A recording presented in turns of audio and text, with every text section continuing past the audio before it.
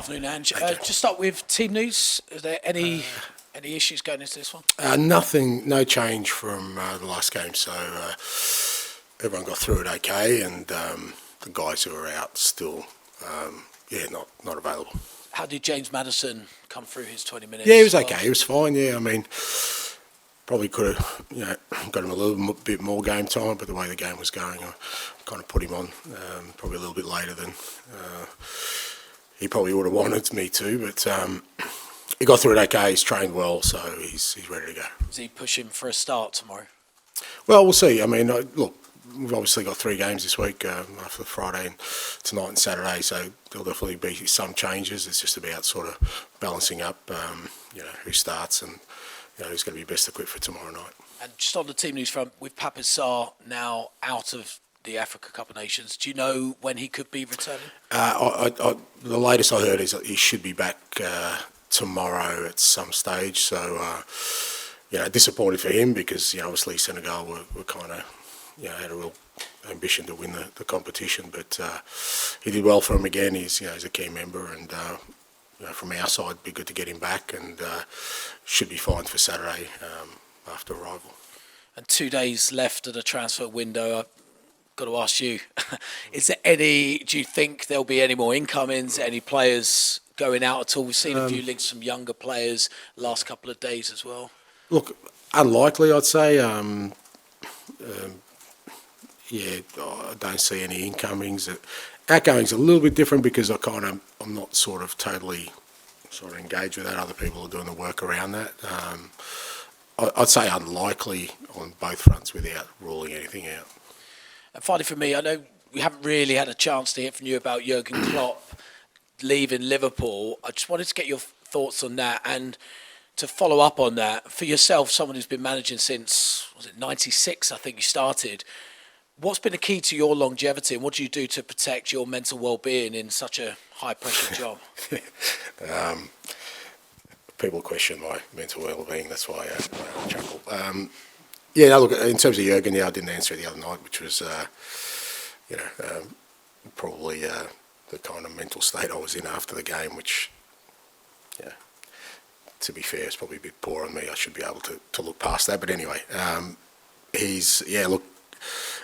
obviously a shock to everyone in terms of, you see what he's building again. He's rebuilt this side again, and they look like they're going to be a force. And he's just been such an integral part of, rebuilding that football club, back to the heights it was before. And it's a credit to him and I guess all his staff, but especially to him, because to go into a big football club and rebuild it to the stature it used to be is not an easy task, and he's done that. It is hard these days to stay at one club for a long time. I think that's a tough one when you ask me about my longevity. I think part of that process for me has been moving on after 3 or 4 years or 2 years, and mostly done it after success, but I know how hard it is to rebuild after you've done that, and I found for me it was always better that I kind of move on at the time. That's how I felt, and I can see how when you stay at one club and you need to do 1 or 2, maybe a third rebuild, it can be taxing. But like I said, he's done it. He's an unbelievable manager. He's left an indelible mark, and I'm sure there's more to come. I'm interested to see how long the sabbatical lasts. I'm kind of hoping it lasts for a while, because it gives me hope that when I do, because I have those thoughts in my mind often, I've got a sense it just drags us back in, but I hope he does have the break that I think he deserves. Hi Ange, good afternoon. Hey, g'day mate. Sorry. Hiya. Brentford away back in August was your first time managing Spurs in the Premier League. Nearly 6 months gone. Is it fair to say that the team is reaching what you expected them at this stage, or probably even more based on the changes in the summer? Look, I think the other night kind of gives us a sense of where we're at a little bit in terms of our destination. But in terms of our starting point, I think it's fair to say I really believe we have made progress. both, with the squad and with our football. The results, sort of slowly inching that way as well. So, I think that's the key thing for me is that, if we continue to make progress and continue to develop as a team, keep developing our players, and, for us, then that destination point, which, like I said the other night, showed that, we're a fair way off that. At least there's belief in us that we can bridge that gap at some point. So I definitely think there's been progress, but I also know there's a long way to go. Brentford tomorrow at home. We saw Ivan Toney's performance against Forest recently. How impressed have you been with his performance, especially after the fact he hasn't played a competitive game for so long? Yeah, look, I think he's a fantastic player, but you can see just how important he is to Brentford. He changes that team almost overnight. They've obviously been going through a rough trot in terms of results in recent times, and they've had their own share of injuries. But as soon as he comes into that team, he just gives them a different look, not just as a player, but in terms of his presence. And I thought you could sense that straight away. And as you said, credit to him after being out a long time. Obviously, he's not coming back from injury, so it's a little bit different. I assume that he was working pretty hard at training, and I think that shows. But he definitely makes a difference to Brentford, as he would, I think, with most sides, but particularly to them because so much of their sort of attacking threat revolves around him. Even if there won't be any further new additions in this transfer window, what is it that encourages the most when it comes to your current team, your current squad, Spurs? Just the, like I said, just the progress the players are making. I've just seen real growth in a lot of our players even from that first game. They're really developing. They're getting challenged every week, and I look at them and I just see so much more growth in them. When I talk about, obviously Friday night was a reminder of the gap between us and the very best. I think we can bridge some of that gap with the players we have here if they continue to develop. I can see them, in the next couple of years really, developing into really top footballers. And I think that's the most encouraging thing for me is that, I've seen growth, but I see so much more growth in the bulk of our squad. Hi, Ange, how are you? Good, mate. You mentioned that gap, and you mentioned earlier you're some way off the destination at the end of the journey. How encouraged are you? You're actually on track for that. I mean, beginning of the season, would you have said after 6 months, obviously you'd still rather be in both cups, but the position you're in now is where you expected to be? Well, I think I've said a few times. I didn't have expectations. I certainly don't have a sort of timeline for these things. It's more just, am I seeing progress? Am I seeing growth? And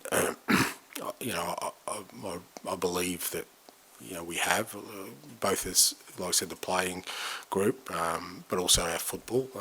It's constantly developing, and that doesn't change. After Friday night, but at the same time, we need to understand that nothing stands still. So it's not about trying to catch a sort of stationary target. Other teams improve. Man City will improve.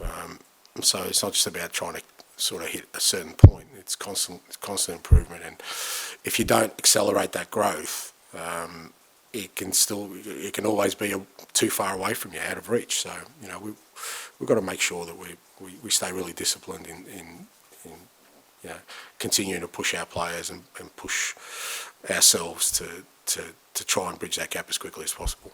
I know in your career it's rare you go a season without winning a trophy, which will probably happen this year. But is top 4 now for you success? So we can't win the league? No, I didn't say that. Well, you did. Well, I said it possibly. Probably, yeah. Probably. That's fine. That's okay. You're allowed to say that. That's all right. Don't worry about it. It's fine. That's all right. No, you're allowed to say it. Don't worry. You don't think we're going to win the league? That's fine. Just be strong on that. That's all right. No, look, I get you. Look, I understand that, and I get the question. And look, it's disappointing. It's disappointing that we're out of both cup competitions, particularly with not being in Europe, because obviously I kind of addressed it before the game that supporters really kind of crying out for some sort of success for them to experience at this football club. But as I said, I can't let that guide my course, and this year's still about us, you know, like I said, growing as a team, you know, finishing the second half of the year stronger than we did the first. If we do that, then we'll be in a good position, I think, to continue to challenge and you know, push this team along. And yeah, that's our focus. As much as you know, obviously there's disappointment there that, like I said, we're out of another cup, but there's also a real sort of you know, reminder to us that, you know, if we want to, as I said before the game, it's not just about, you know, winning one trophy. If we're going to compete at that level, at the level we want to, then we've still got a lot of work to do. And finally, just going back to Jurgen Klopp, and football managers always say that it's a drug, and they can never walk away, they can never leave it, and that's why we see people like David Moyes at 60, Roy Hodgson in his mid-70s still managing in the Premier League because they can't ever stop. Do you, in a way, admire Jurgen for thinking, right, my energy levels are low, what have you, and therefore I want to take a break, I want to walk away? And I'll admire him if he sticks to it. You know, if I see him pop up in 6 months' time somewhere else. No, look, I understand it, and I do, you know, and to be honest, I know people kind of look for reasons. I don't need another reason apart from what he said, that he feels like he's running out. I totally understand that. Like I said, I know how hard it would be, and people underestimate it. Obviously, I love the role of rebuilding sides, you know, going in and sort of, you know, building your team. But rebuilds within an actual football club are really, really challenging because, you know, you invariably get the same questions you got the first time, and you think, well, I've already done it. Why do I have to explain myself again? But you have to explain yourself again, and you know, it's why I don't think managers stay too long at one club these days. You know, it's kind of rare that they will, and I can totally understand it. And it you know, credit to him that he recognised that, because I don't think anyone would have questioned if he stayed on, you know, for as long as he wanted to. But I think, you know, he's got standards he's set, and you know, he certainly you know, he certainly set the highest possible standard. If he feels like, and I think he knows that, we all know that unless you're all in, you can't maintain that. So it's a credit to him he's made that decision. on the personal front, you always mentioned about moving your family around, not having one particular house. You know, you're always moving and having things in boxes. That must be the most difficult bit, I'd have thought. Oh, it's just a different challenge. And look, you know, that isn't always by choice. It's just that, you know, if I'd have moved 4 different clubs in the UK, we might have had a house. We mightn't be, you know, living out of boxes. But we've moved around the world, so it's a bit different. But yeah, look, I think it's just different for every manager the way they deal with these things. Ali. So kind of along those same lines then, obviously this 3-4 year kind of pattern almost that you've had in your career that you said earlier. Is that something that would put you off changing that pattern because of the constant need to rebuild within a club constantly? I don't know. I think, again, you just address those things. Like, ultimately, it just goes with how you feel, you know, at the time, and that's what I've always done. I've just, you know, if I felt that, you know, it was time for me to move because there was another challenge that I'd really like and enjoy, I've made that decision. I haven't based any decision I've made in my career around sort of security or contracts, because I've probably left secure positions for unsecure positions, because that's kind of how I am as a person, and I know that's when I kind of work my best. But you know, whether that changes over time, I don't know. But I've never sort of preempted that stuff or put any timelines to it. If it could be 2 years, could be 3 years, could be 4 years, could be longer than that, I don't know. But I've always moved when I felt that there was another challenge there that kind of I thought would be a best fit for me. Back on your squad, obviously 3 games in 8 days. Romero and Van der Ven haven't played a lot of football in the last few weeks. Could we see Radu Dragic maybe make his full debut across this week at some point? I don't know. I mean, it's you know, what we're going to try and do is win these 2 games, and I'm going to put teams out there that I think will win the games. That's always my focus. It's not about sort of, you know, trying to preempt things about you know, whether one plays or doesn't play. We'll put out a team tomorrow night we believe can win us a game of football, and then I'll address that after that and see what we need to do for Saturday. And Manor Solomon, where's he at in his kind of stage of coming back? Has he done any kind of training? Or? He's had a couple of goes at it, but it's fair to say he's had a couple of setbacks. He had one this week as well, so he's getting sort of further investigation on it, I think early next week. Charlie to finish the session, please. I'll just wait for the microphone, sorry. I just wanted to ask you, you talked about in the summer how it's quite an unusual window, no sporting director. How different has it been this time around with the new structure that's in place? Yeah, look, it's been a little bit different in that, I think I've been sort of less involved than I probably was in the summer, fair to say, and, it's good.